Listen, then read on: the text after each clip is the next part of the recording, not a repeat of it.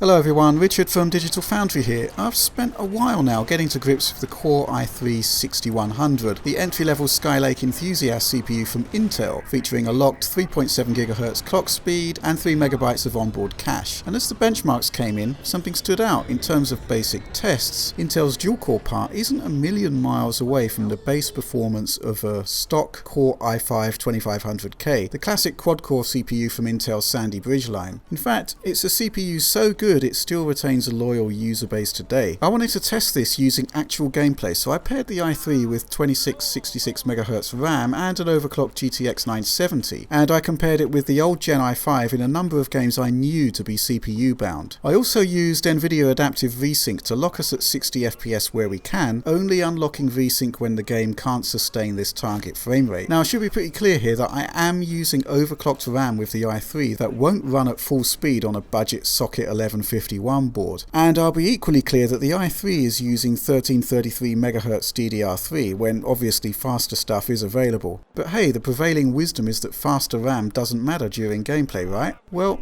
we'd beg to differ actually, but more on that in a moment. What you're looking at here is Assassin's Creed Unity, Sequence 3 Mission 2 if you fancy conducting this test yourself. We're running at 1080p resolution on high settings, so we're not even maxed here. Running through the Parisian streets, we aren't actually GPU bound at all, but the processors are being pushed to their limits. On both the old i5 and the new i3, we're maxing out all 4 threads, and the end result is intriguing. The new i3 actually hands in faster frame rates. Next up, Far Cry 4 running on Ultra. Here the Nvidia adaptive VSync kicks in, and both processors keep us running at a beautifully locked 1080p 60. However, as we progress through this scripted piece of gameplay, there are occasional pockets of stutter, and once again we see that the new Core i3 hands in faster performance there compared to the older i5. Now at this point I'd recommend checking out our i3-6100 benchmarks when you're done with this video. In CPU bound scenarios, memory bandwidth definitely makes an impact on performance. CPU performance improves with faster RAM, and actually the Sandy Bridge chip in benchmark conditions takes point when paired with 1600 MHz DDR3. Next up, our celebrated Witcher 3 test.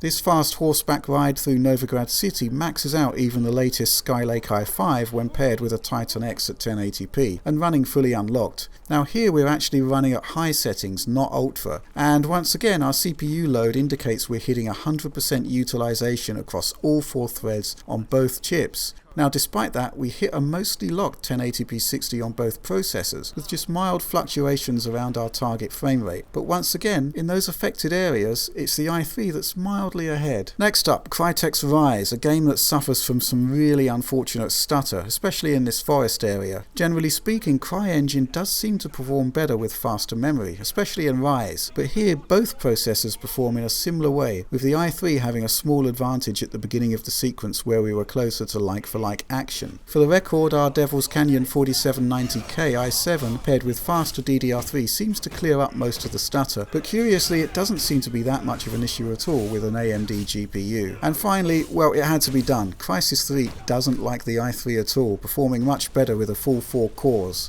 But again, it's hardly a conclusive showing. Once again, we strongly suspect that faster memory could boost the i5 showing here, not to mention overclocking the CPU, the option that has kept the classic 2500K in the game for so long. So what am I attempting to show here? First of all, there's an accepted wisdom that for the vast majority of gameplay we're GPU bound. Well, if you're running a modern i5 or i7 with an overclock and paired with fast RAM, that may well be the case, but the bottom line is that not everybody is running the best of the best, and meanwhile the CPU requirement of games is rising each year, meaning that you're far more likely to hit processor limits. Secondly, there's the preconceived idea that faster RAM has no real impact on gameplay. Now, in GPU bound situations, this is almost certainly the case. But if you check our i3-6100 benchmarks elsewhere on the channel, you'll see that when the CPU is the bottleneck during gameplay, the difference between 2133 MHz and 2666 MHz RAM is palpable.